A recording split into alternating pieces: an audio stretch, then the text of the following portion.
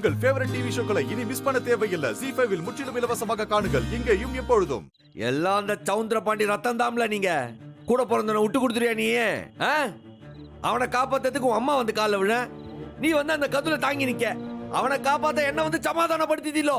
ஏண்டா இப்படி கண்மூடித்தனமா யோசிக்கிற? எனக்கு யார் மேலேயும் பாசமும் கிடையாது, எந்த பந்தமும் கிடையாது.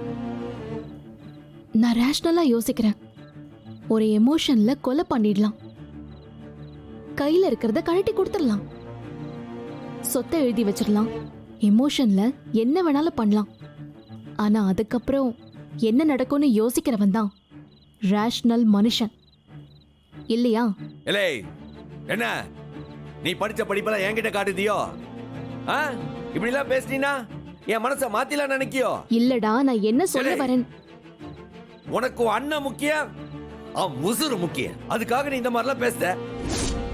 செத்து போனால என் தங்கச்சி கவிதா, அந்த தாயிலா புள்ளைய நினைச்சு பாத்தியால?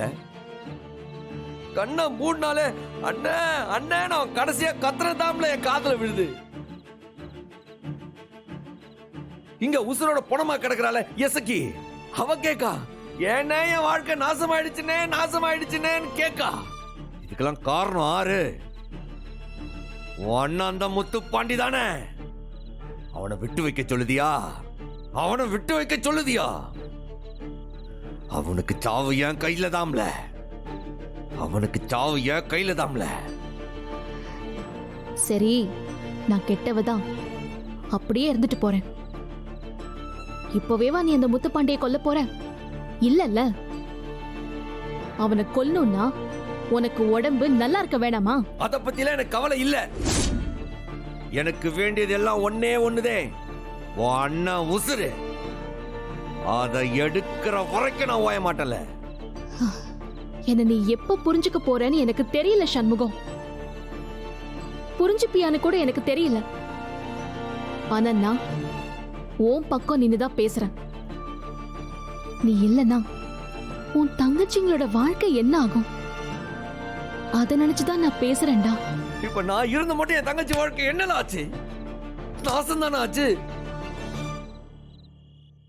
பட்டு பூச்சி மாதிரி, யாருக்கும் தெரியாம பூத்திருந்த பூ மாதிரி, அவளுங்க உண்டு அவளுக்கு வேலை உண்டுன்னு வாழ்ந்துட்டு இருந்தாலும்ல.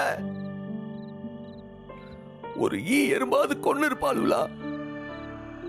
பசிச்ச வயித்த பட்டி போட்டு அனுப்பியிருப்பாளா என் தங்கச்சி எசுக்கு? ஒரு நியாய தர்மம் வேண்டாமல? ஒன்னும் தெரியாத பிள்ளைகளை மிதிச்சு மிதிச்சு விளையாடுதானுங்களே அப்பனும் அண்ணனும். இது என்னல நியாயம்?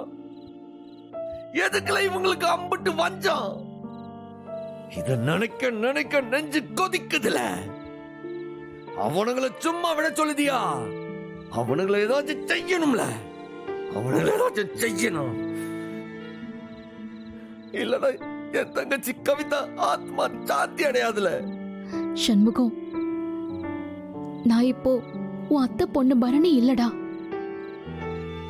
உன் பொண்டாட்டி பரணியும் இல்ல, டாக்டர் பரணி. இவ்ளோ இமோஷனலா இருந்தா நிச்சயமா மென்டலா உனக்கு என்னமாவது ஆயிடும். ZEE5 ஆப்பை டவுன்லோட் செய்து அனைத்து எபிசோடுகளையும் இலவசமாக பாருங்க.